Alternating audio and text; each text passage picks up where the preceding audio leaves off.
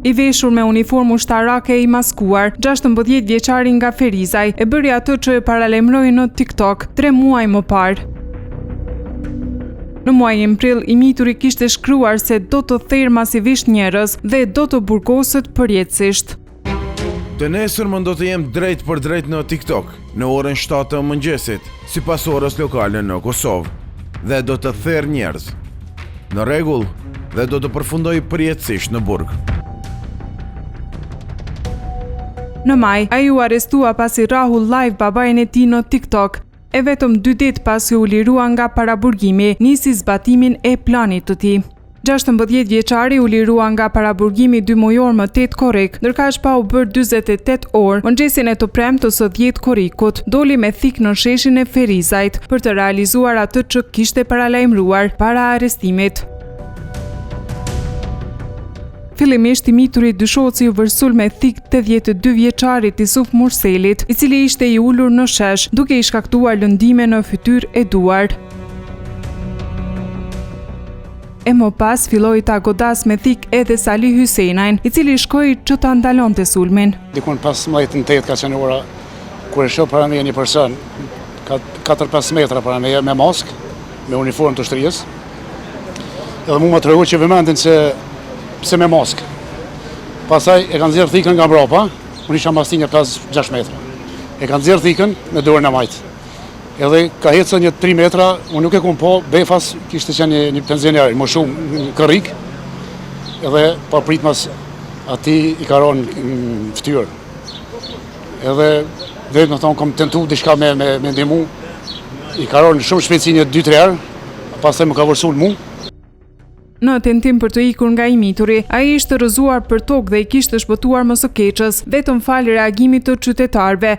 Unë me vrap, me ik të keqës, edhe jem përplas për tokë, unë nuk di se ç'kam rast vet. Edhe fal qytetarëve tjerë që ishin të ofër te kafeteri, të hap lokalet në mëngjes, edhe ai filloi u largu, po thikën ma mojtë mua mbi kokë. E lajmi se 82 vjeçari është errur me thik nga dikush ishte shokues për familjarët e tij, të cilët e dinin se ai kishte dalë në shesh për shëtitjen e tij të përditshme. Isha flet mëngjes ora 7, më thiri vllau thotë, "Çuse e kanë thirr bobën, e kanë vrarë bobën, e kanë thirr." U zbesua dhe javit atë shka ndodh, ta e kanë vrarë bobën, e kanë thirr me thik. Çuam, hyjëm me çokoladë poshtë, mbesh në shorë, gryja merr maicën. Më spojnë është e mene mos ka dollë, mos kena hynë e kënë belomën e kënë si më këna bërë në familje, s'kem kënë gjomë e kënë eqë. Në shesh, babajin e kishin gjetur të mbuluar me gjak. Se çfarë ndodhi me të vërtet ata e kuptuan tek pas 2-3 orësh. Ku shkëm atje vlau i shkon aty të prit. Këtje prej me masakru unë, shkon të e kep. E në policia shabo. Zdi kjo ku shko gjë. 2-3 orë në shku, të ne morën vesh që kusht e këshysh sana. Prindi jo këmë të nejtë. Që këni po adhjo nështë në media, unë shtysh ju, më nxesën të ju prit një kushret vetën, ka do njëre me moskë, e ka sulmu, pa i po senë zëtë, pa i po sukuna, bërgjeq. Faruku thot se baba i tij sot është gjallë vetëm fal ndihmës që ja ofruan qytetarët që qëlluan në atë çast aty. Të ato 2 vjetë i ka një plak, në bësht vetë, i thjerën këto, i qom i prejnë, në ngullë këto në nëfët, i prejnë këto në qofë, në durë. Ta nëmë, tentim vrasje. Pa i bo sen zotit. Mëse shkon një djallë që përnë në post, edhe një kalimtore, se i falimtore shumë të dytë, edhe një gru me sopë me se di një gru e në ko, i ka një mu pejnë nëse si shkon gjallë. Ata i ka nërë gjokin, ata i ka ndimu edhe ndima shpejt ka o shpejt që shku morë veshna, edhe policia ka nërë shpejt. Për shkak të plagëve që ka marrë afër gojës, 82 vjeçari ende nuk e ka dhënë versionin e vet të ngjarjes. Djem dhe familja të moshuarit e kanë mësuar rastin përmes dëshmitarve.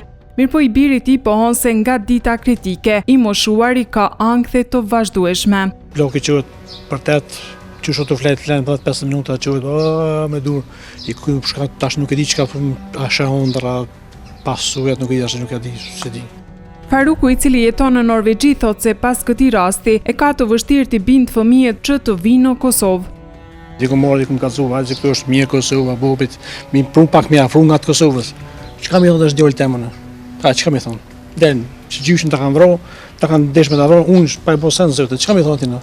Çfarë i rneki më ka thosur ship, çuna? Çka më thonë djolë temën? Çish më spjegua? Fajin kryesor për këtë rast sipasi e ka prokuroria dhe gjykata, që e liruan 16 vjeçarin nga paraburgimi. Sot i kanë duhet për pastam, nëse ndrua ti, një fëmijës, një grush të zonë, një zëtë të shka bëhet. Megjithatë, 2 qytetarët në shesh nuk qenë të vetmit që e pësuan nga 16 vjeçari. Policia njoftoi se i mituri sulmoi edhe 3 zyrtar policor që shkuan të arrestojnë në vendin ku ishte arratisur, madje njërin prej tyre me thik në qaf. Për më tepër, në rezistencë për t'u arrestuar i mituri sipas komunikatës së policisë, i ka hedhur vetës benzinë dhe i ka kërcënuar policët me thik, gur e mjete të forta. Me të arritur në vendngjarje, i dyshuari ka refuzuar të bindet urdhrave policor duke mbajtur një thik në dorë, ka sulmuar zyrtarët policor me gur dhe mjetet të forta, si dhe është vërsulur ndaj tyre me thik. Gjatë ndërhyrjes, nëna e tij ka penguar zyrtarët policor në kryerjen e detyrës zyrtare. Në një moment, i dyshuari ka marrë një shishe me benzinë dhe ja ka hedhur vetes mbi trup, duke vazhduar të kërcënojë policët me thik dhe duke mos lejuar afrimin e tyre. Gjatë përpjekjeve për vënien e tij në kontroll, 3 zyrtar policor kanë pësuar lëndime, ndërsa njëri prej tyre është goditur me thik në pjesën e qafës. Bashkë me të miturin, policia ka arrestuar edhe nënën e tij. Me kërkesë të prokurorisë, 16 vjeçarit i është caktuar masa e paraburgimit në ndyshimin për kryerjen e veprave penale vrasja në tentativë, sulmi ndaj personit zyrtar dhe veprën mbajtja në pronësi, kontroll ose posedim të paautorizuar të armëve, sipas Kodit Penal të Republikës së Kosovës. Ndërkaq nëna e tij, e dyshuar për veprën sulmi ndaj personit zyrtar, është liruar në procedurë të rregullt.